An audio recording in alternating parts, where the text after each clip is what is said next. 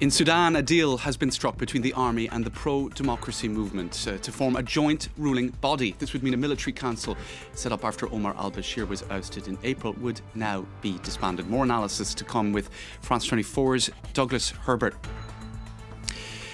Beijing has confirmed a British consulate employee in Hong Kong has been detained at the Chinese border. This comes as the Chinese foreign minister accused London of meddling in Hong Kong's affairs.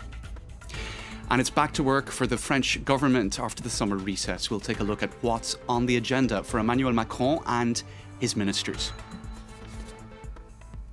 Thanks for watching France 24. Now we'll start in Sudan, where a new body has been announced, dubbed the Sovereign Council. It will take over from a military council brought into force since Omar al-Bashir was overthrown. The negotiations over this new ruling body went on over the last few months despite a deadly security crackdown.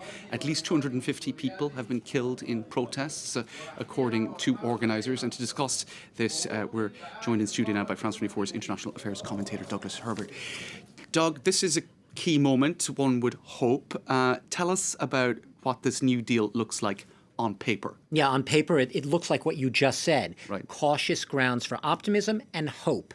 And for a lot of the people, especially the young opposition leaders who have been sort of driving the protests over the past few months, they're breathing a sigh of relief, but it comes with a lot of apprehension about what might lie ahead. Look, on paper, it seems to draw a line, at least for now, under what's been 30 years first, under their dictator, Omar Bashir, of famine, of war, of isolation on the international stage, followed by his overthrow in April, followed by, there were protests, a military overthrow of that dictator, followed by a bloody crackdown on June 3rd of the protesters. There has been a lot of chaos, upheaval, convulsion, tumult in Sudan. On paper, this is going to be a new body, a sovereign council, as they call it, which is going to replace the so-called transitional military council, which has led the country since the April overthrow of Omar Bashir, who's now on trial as of last Monday. What it is it's a council of 11 members. 5 of them are military, 5 are civilians, and 1 is chosen by both, but is also a civilian. So on that body itself, the Sovereign Council, the new overarching paramount body in Sudan, civilians have a majority. So you could say, in a sense, it's in their favor there. The cabinet, the new cabinet, all of the cabinet posts, save for 2, are going to be civilian posts. The only 2 that will be military-led are Interior and Defense. You also have a new prime minister who is a reputed, renowned, respected economist, a civilian as well. And you have a yet-to-be-appointed legislative body, which is going to be 2/3 civilians and 1/3 appointed by consensus. So on paper, if you ask me on paper how it looks, looks pretty good in favor of civilians. Right. And so 21 months, military head of this, right. And then it's going to be a civilian head at the end of that 21 months. So we've had the paper, Douglas. How's it going to work in practice? Well, what do you think? You just raised one of the points for in practice how it's going to look. The first thing that raises eyebrows. I don't say it trashes the whole agreement. The fact that they rotate. First, the military components on this council lead it, have their leader. That's for 21 months, the military. Then they hand over for 18 months to the civilians. So 39 months in total for the life of this sovereign council, which is really supposed to be the bedrock, the paving stone towards ultimate democratic elections, a civilian-led government, full-fledged in 2022. Here's the problem. In practice, we don't know how this is going to work. Will everyone make good will they act in good faith, the military members? A lot of the members on this council, the military members, hundreds killed. Yeah, so hundreds killed. Lots of mistrust, right? Hundreds killed. Well, aside from the mistrust, look at who's on the council. You have a lot of former close allies of the now deposed President Bashir among the military there. You still have the existence of a lot of these paramilitary and Islamist militias, including the ones that are accused of war crimes in Darfur. Yes, yeah. So what's going to happen to them? Because this was not a country in which the army necessarily was the paramount force. There was a lot of vying security and paramilitary and militia forces. What happens to them?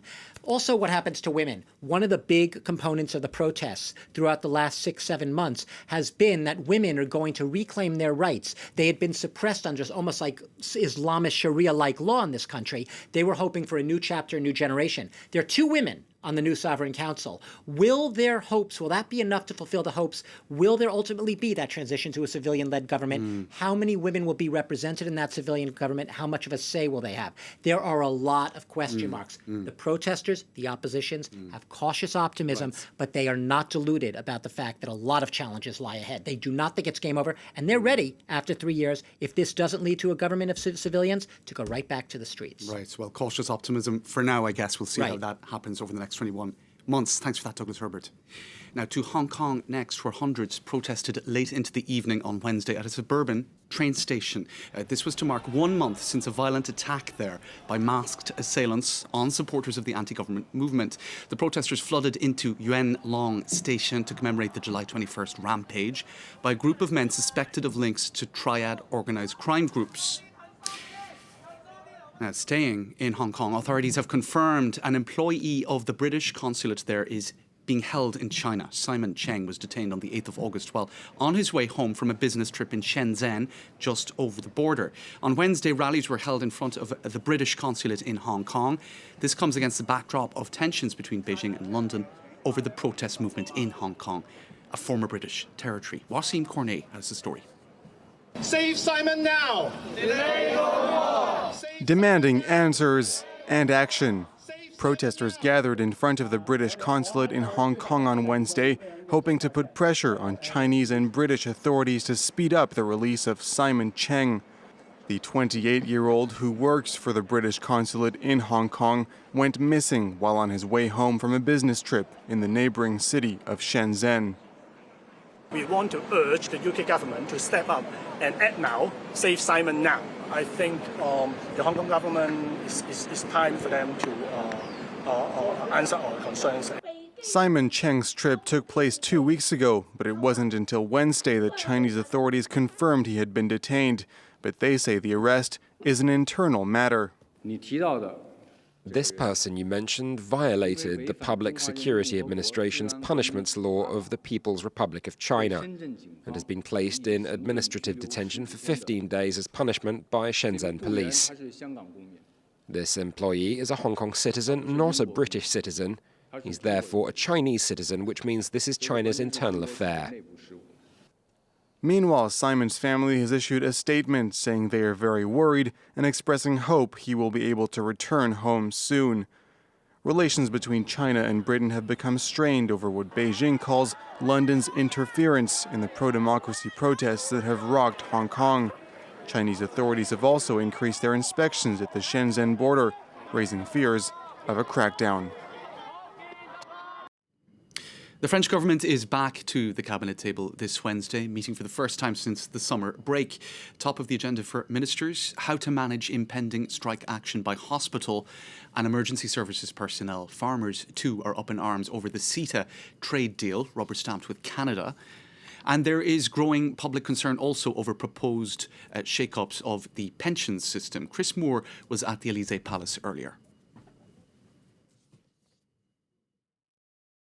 Well, Emmanuel Macron's return from his summer holidays set to be dominated in the coming days by international affairs. The French promising an eco-friendly G7 meeting down in Biarritz over the weekend. Before that, Macron will meet the leaders of India and Great Britain. Boris Johnson coming to Paris, hoping perhaps forlornly for Brexit concessions.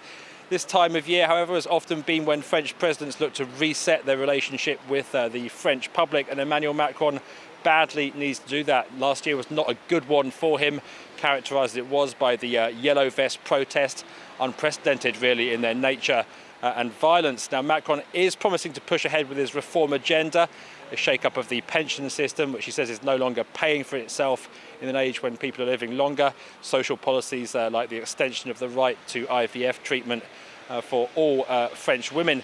Perhaps no real change in the substance, but I think there will be a change in the style. That's something that his governing team have been looking to outline as they go into this new legislative term. Part of his problem with the yellow vest protesters was that he was perceived as this haughty president, handing down things from on high, the president of the rich, etc. This time round, the emphasis is on a lack of division. It's on consultation. That is not likely to be enough, however, to assuage the French unions who've already promised to go out on a strike over the pension reforms. In Italy, more than 80 people were being evacuated from a migrant rescue ship on Tuesday, capping a drama that saw 15 passengers jump into the sea to escape deteriorating conditions on board. The Spanish humanitarian ship named Open Arms had rescued the migrants off the coast of Libya. Mario Sofos has the details. After 19 days at sea, the 83 migrants aboard the Open Arms rescue boat disembarked on the Italian island of Lampedusa on Tuesday night. Before touching land, there were joyous celebrations on board the ship, which was ordered to go ashore by a Sicilian prosecutor following an inspection by judicial police and 2 doctors. The Spanish humanitarian boat is also going to be seized as part of an investigation into possible charges of kidnapping against Italy's hardline Interior Minister Matteo Salvini. He responded via Facebook. NGO Open Arms, another disembarkment, another trial. I'm not afraid. I'm proud to defend our borders and our country's security. The migrants had not been permitted to disembark, even though 6 European countries had committed to taking them in. A situation denounced by the UN Refugee Agency.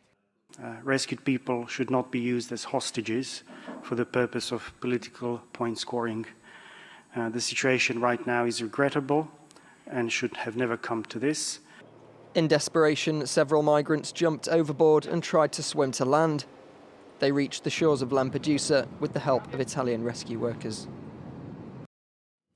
2 days after he said buying Greenland wasn't a top priority, President Donald Trump cancelled an upcoming trip to Denmark. Greenland is part of the Kingdom of Denmark, and Copenhagen did not take kindly to the US president's remarks. Naomi Lloyd has the story.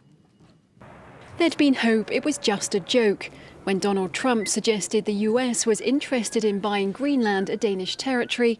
The Danish Prime Minister struggled to take it seriously. Thankfully, the time when you bought and sold other countries and populations is over. Let's leave it there. Jokes aside, we will of course love to have an even closer strategic relationship with the United States. But it turns out for Trump it's no laughing matter, and that closer strategic relationship may have to wait, after Trump tweeted he was cancelling his state visit to Denmark. Denmark is a very special country with incredible people, but based on Prime Minister Mette Frederiksen's comments that she would have no interest in discussing the purchase of Greenland, I will be postponing our meeting scheduled in 2 weeks for another time. Greenland, which sits between the North Atlantic and Arctic Oceans, is a self-governing region of Denmark. Most of its territory is icy and barren, but it's rich in natural resources, which may have piqued the interest of the former billionaire property developer turned president. Essentially, it's a large real estate deal. A lot of things could be done. It's hurting Denmark very badly because they're losing almost $700 million a year carrying it. So they carry it at a great loss.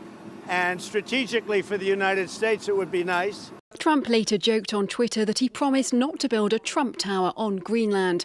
That was widely mocked on the Twitter sphere, with some sharing images of Trump's bankrupt Taj Mahal casino in the US photoshopped in Greenland.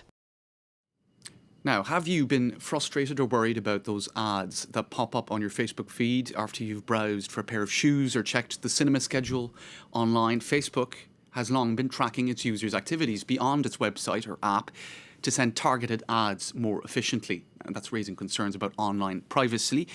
Now the company is launching a long-promised tool that lets users limit its data collection. But there's a catch. Yuka Roye has the story.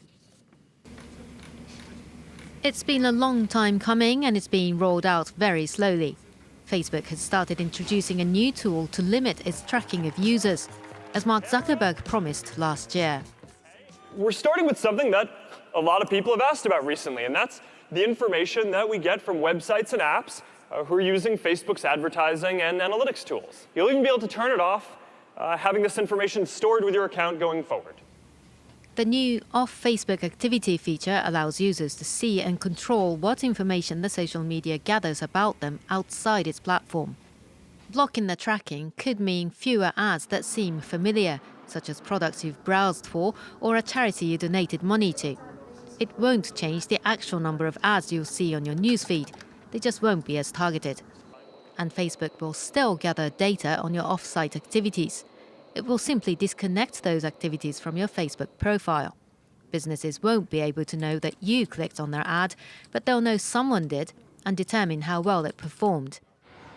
For now, the feature is only available in 3 countries: South Korea, Ireland and Spain. The social media company makes nearly all its money from advertising, which amounted to $56 billion last year. But it has been facing increasing scrutiny over its privacy practices. Just last week, the firm acknowledged that it had hired external contractors to eavesdrop on users' audio conversations. OK, that's all for now. Thanks for watching France 24.